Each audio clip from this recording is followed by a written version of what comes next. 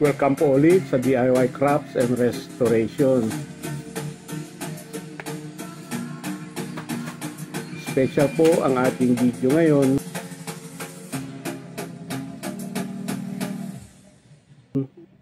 Sinubukan ko pong lagyan ng AM transistor radio ang ating KP500. Medyo crazy siguro ang idea dahil ang ating mga KP500 ay karaniwan ng ginagamit sa ating mga bahay at tahanan. At sa panahon ngayon, ang ating bahay at ang ating buhay ay napapaligiran na tayo ng iba't ibang electrical gadgets at appliances. Ang AM radio reception ay sensitive sa electrical noise interference, lalo na sa AM transistor radio na walang noise filter. Tandaan natin, hindi po digital ang ating gagamitin. Hindi ko po talaga i-recommend na gawin din po ninyo ito. Ang pinakamainam ay ikabit na lang ang digital AM radio via auxiliary input lang. Para mabawasan ang noise interference, ang aking ginawa ay kinailangan ko pang i-isolate ang AM radio circuit, kasama ang paggamit ng separate na battery para sa AM radio. Panoorin na lang po ninyo ang video para sa detalye kung paano ko nilagyan ng AM radio ang ating KP500. Medyo mahaba po ang kinalabasan ng video, kaya hinati ko po ito ng dalawang video parts. Salamat!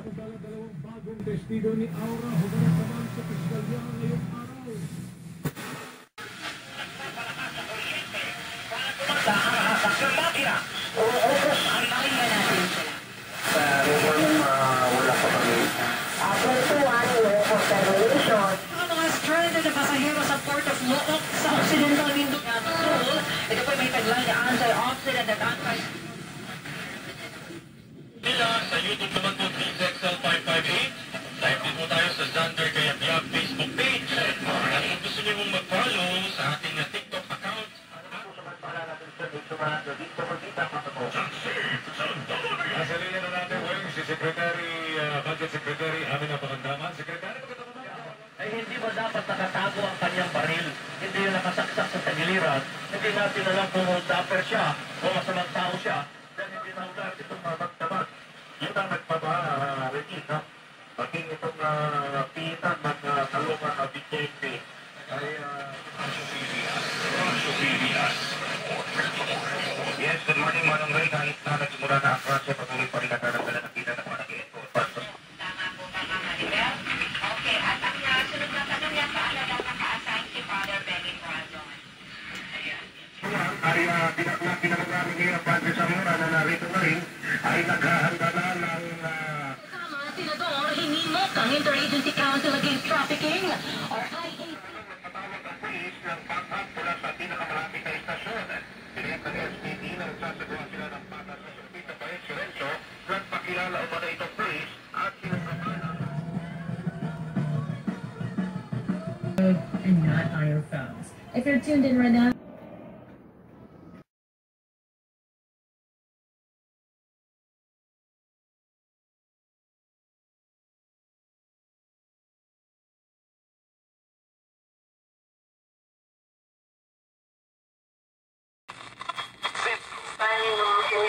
tinuturo ko lang po ito mga kapatid.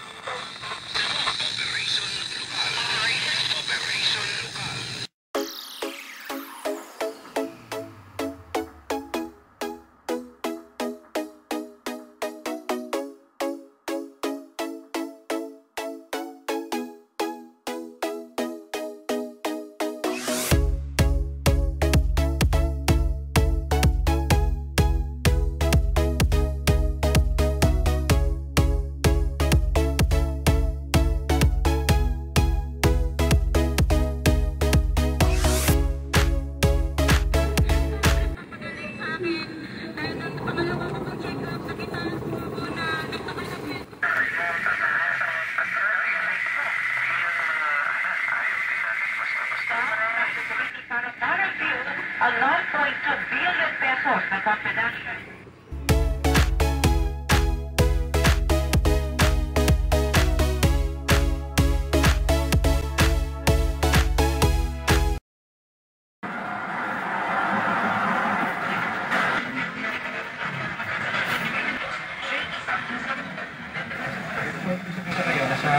Sa planning stage, tama ba?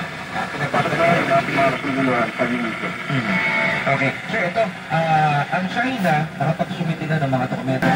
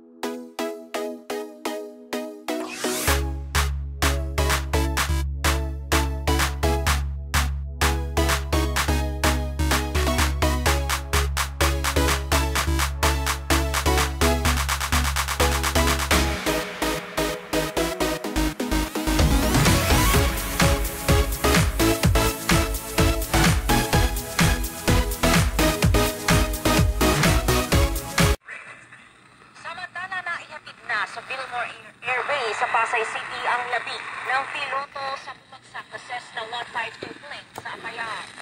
Ito na ang lumang AM transistor radio na aking kakabit sa aking Pioneer KP500. Siguro kasing tanda na rin ito ng KP500.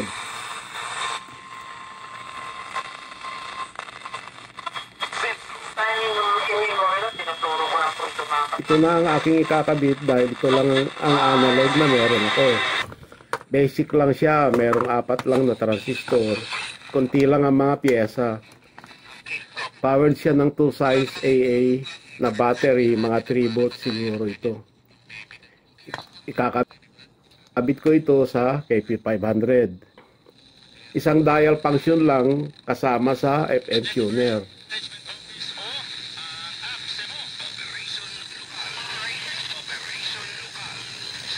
Okay, pagbalik ko, ipapakita ko kung paano ko ikinabit ang mga modifications.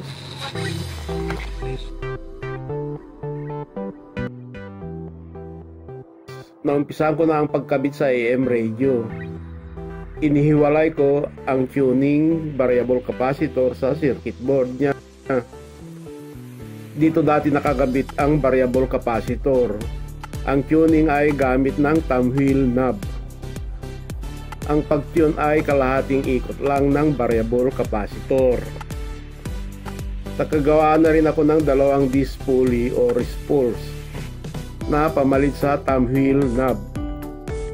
Itong maliit na spool ay ididikit ko sa likod ng FM dial spool ng KP500.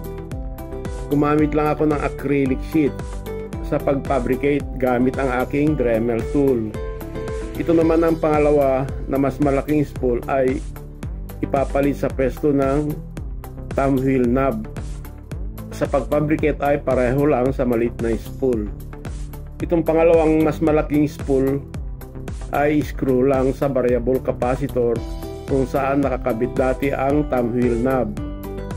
Gaya ng thumb wheel knob, kalahating ikot din sa pag-tune. Naglagay na ako ng tanda na tuldok para makita ang ikot. Nagawa ko na ang ratio ng sukat ng mga maliit at malaking spool. Ang dalawang spool ay magli-link ng 20 to 25 mm na o-ring. Pero sa ngayon ay gagamit lang muna ako ng improvised na guma para sa initial test. Ideally dapat ay dial cord ang gagamitin. Pero hindi ko alam kung paano ko ikakabit sa maliit na spools na ito. Pwede na itong rubber muna ang aking gagamitin. Nampisan ko na rin gumawa ng adapter jig para kakabitan ng variable resistor at ang AM transistor radio circuit board.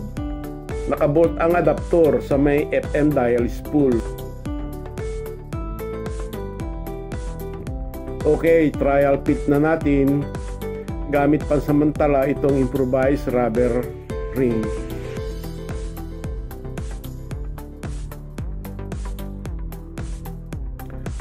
Pag napaikot na ng buwang FM scale, ang AM variable spool ay dapat kalahating ikot lang ito. Okay, synchronize muna natin gamit ang tandang tuldok. Ang tuldok ay tutugma sa minimum at maximum location sa dial pointer sa dial board ng FM scale.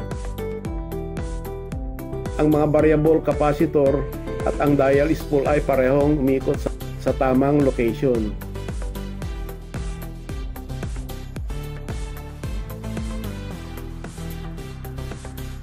Dito naman ikakabit ang AM transistor radio circuit board.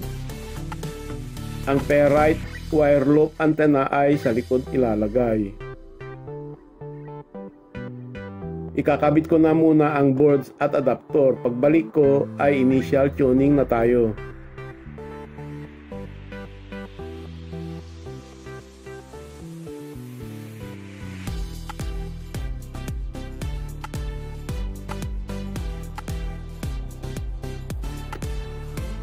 Okay, nakumpleto ko na ang initial build ng adapter or jig.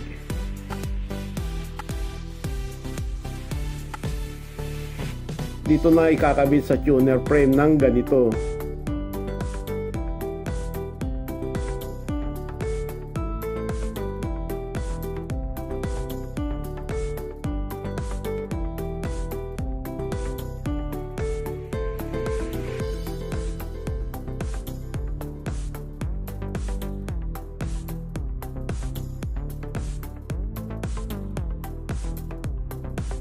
Sa ngayon ay ganito ang pwesto muna ng AM transistor radio.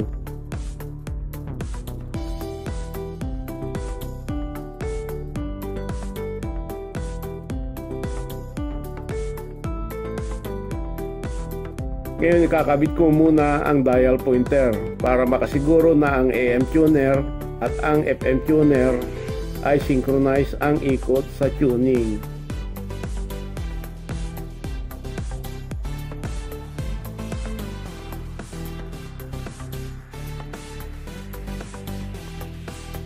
Okay, looks good.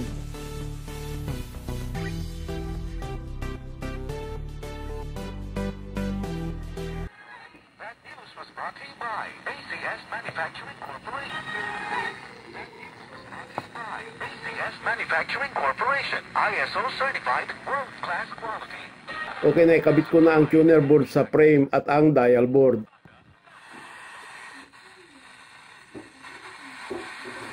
Paliwanag lang na ang AM radio ay nasa battery power lang at gamit ang speaker niyang dati.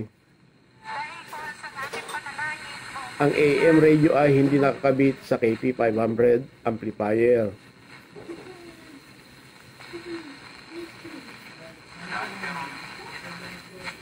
Sa ngayon ay initial trial test muna sa dial board.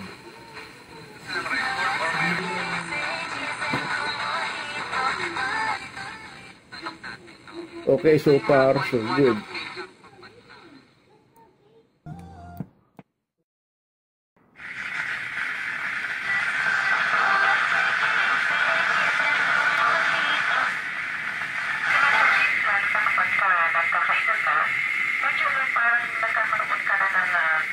Okay, nakabit ko na ang AM radio sa amplifier.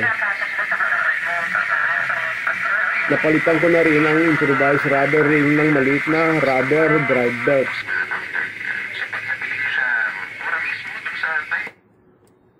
Sa ngayon, testing muna. Ang switching sa paglipat ng FM to AM ay itong toggle switch muna ang gagamitin. Una, subukan sa FM radio.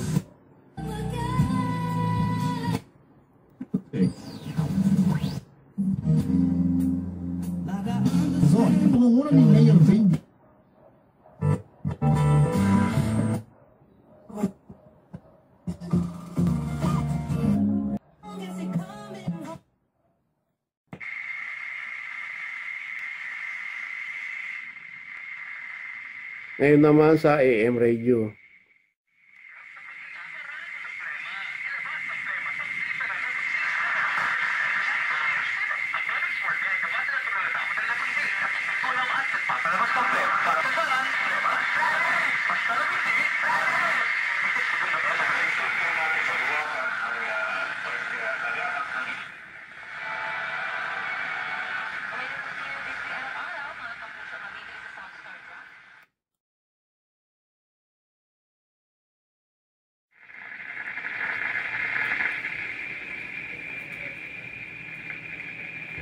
Expected na maraming AM radio interference pag nasa bahay lang. Ang mga AM radio interference sa bahay ay nanggagaling sa mga iba't ibang appliances, pati na ang ilaw na LED.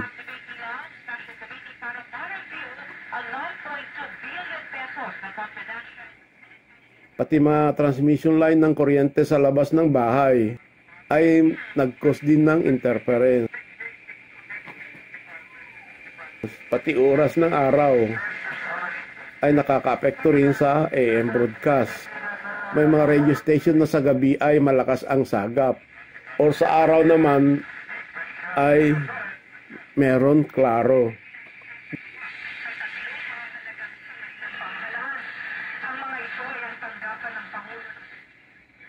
Ginuguhitan ko muna ang mga radio station frequency direct sa dial board habang nag-scan ng mga station. Pagkatapos ay didikitan ko ito ng sticker overlay print ng AM range sa dial scale.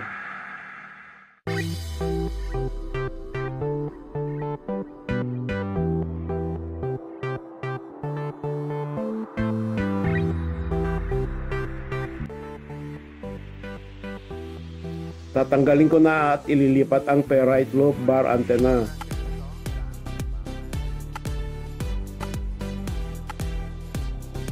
Ginawa ko na rin dati ang paglipat sa labas, kaso ay hindi naging successful.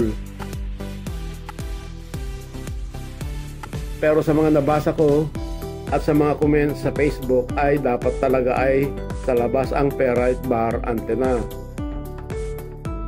Kaya gumagawa na ako ng enclosure para sa ferrite antenna na ilalagay sa likod ng KP500.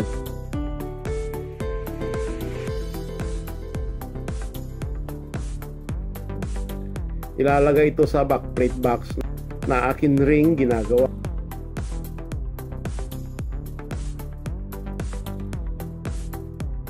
Ang aking paunang gawa ay gamit ko ng telescopic antenna sa poste ng antenna housing. Gaya ng suggestion, gagamitan ko ng twisted wire. Pero solid twisted wire na ang aking ginamit sa halip na coaxial antenna cable.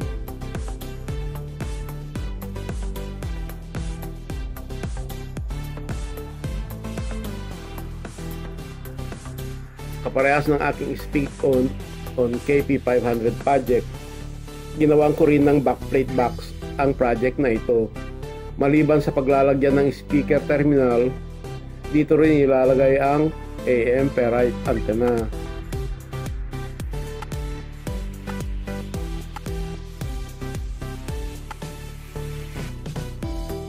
Improvised telescopic antenna muna ang aking ginamit sa retractable mechanism ng antenna.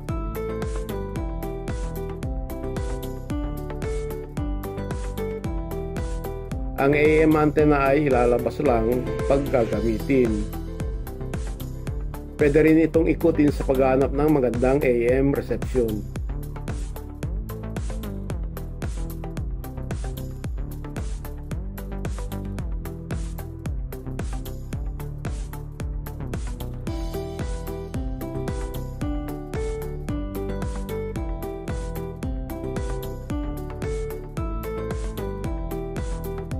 Box ay gawa sa acrylic glass. Ikakabit ito sa backplate ng KP500 gamit ng mga existing ng screws.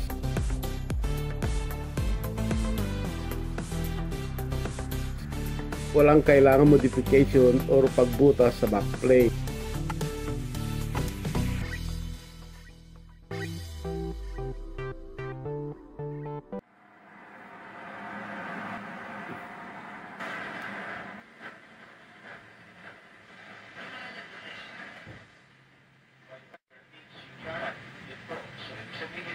Ayan, nakakabit na trial lang ang ferrite coil loop antenna sa likod.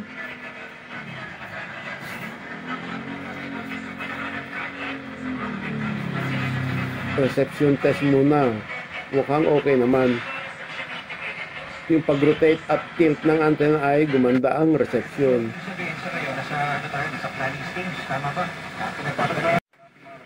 Noong inilipat ang antenna sa likod ay umayos naman, pero nandun pa rin ang mga electrical interference.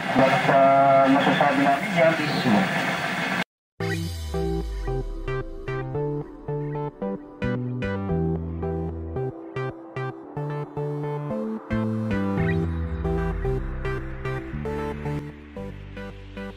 Kasama sa concert type na speaker connector binding post, nilagyan ko rin ng RCA output connector sa maliit na board sa backplate box.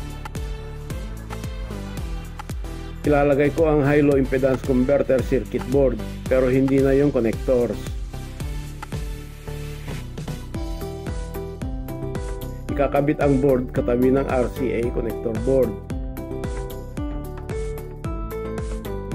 Gumamit ako nitong resistor type impedance converter na nabili ko pa online sa halit na yung transformer type.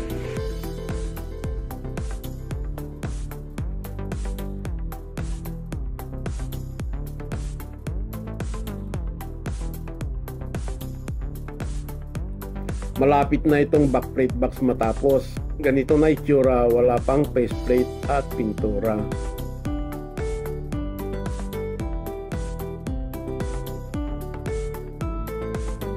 Ito na ang concert type speaker connector binding post.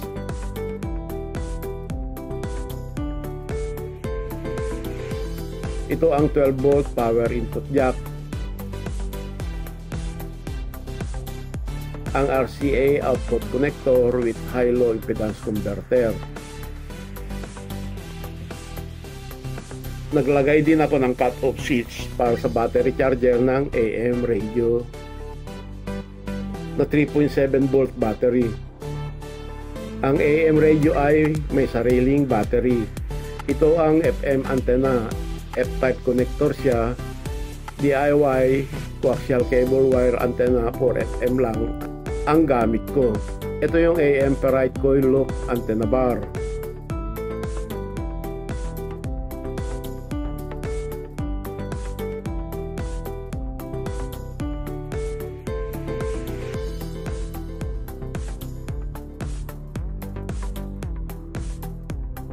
Ang enclosure box ay kakabit sa backplate gamit ang existing screws.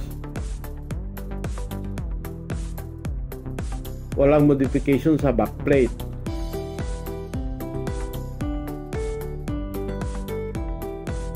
Ang box ay tatakpan din.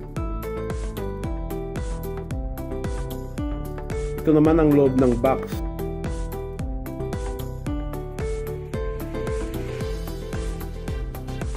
Ang high-low impedance converter. Ito ang 12 volts input power jack, connected ito sa board. Ito na yung dating suppressor coil. May diode at 2.5 amp fuse. Ito naman ang 12 volts to 5 volts buck converter para sa relays at touch sensor circuit. Ito yung lithium-ion battery charger module para sa 3.7 lithium-ion battery ng AM radio. At ang 3.7 lithium-ion battery, dedicated lang to sa AM radio. Ito yung pop-up mechanism para sa AM ferrite bar antenna.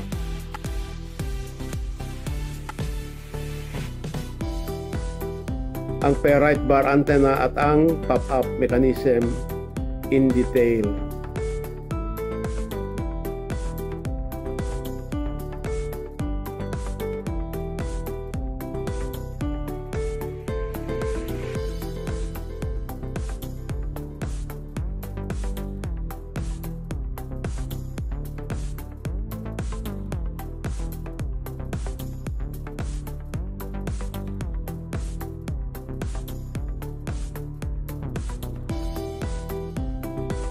Umpisan ko na rin gumawa ng faceplate para sa box.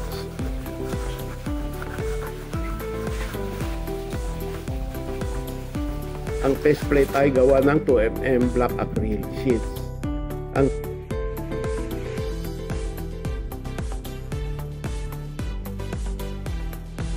faceplate ay takip sa flat surface ng box.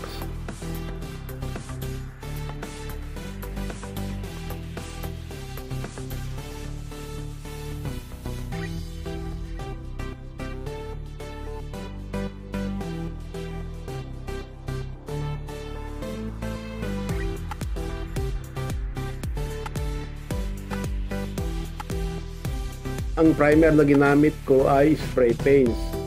Una ay plastic surface primer, then with Bosni gray primer.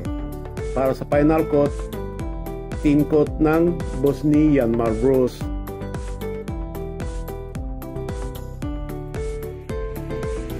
Ang gray coat ay para maging opaque ang acrylic box.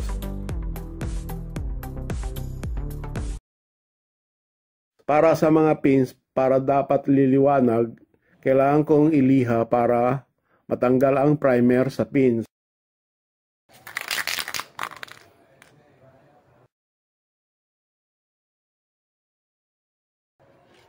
Applied 2 thin coats of Yanmar bronze.